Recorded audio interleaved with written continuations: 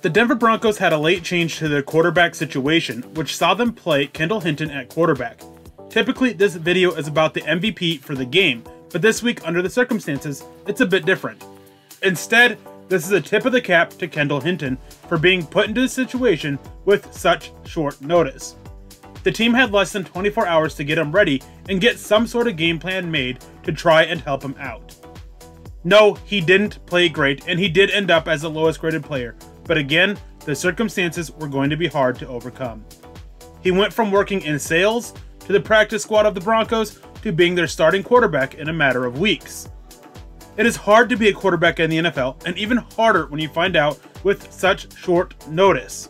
Despite that, Hinton went out there and gave everything he could to help the Broncos in such terrible circumstances. For that, he really deserves a tip of the cap from all of Broncos country, as does the team as a whole, for rallying around him.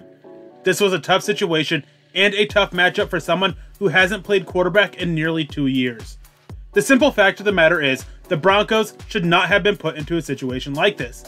Not by their own players, but also not by the NFL, who says they care about the integrity of the game, but this says otherwise. It is hard to say the NFL would have postponed this game for another team if the situation was the same. Other games that have been postponed with the starting quarterback lost were under different circumstances.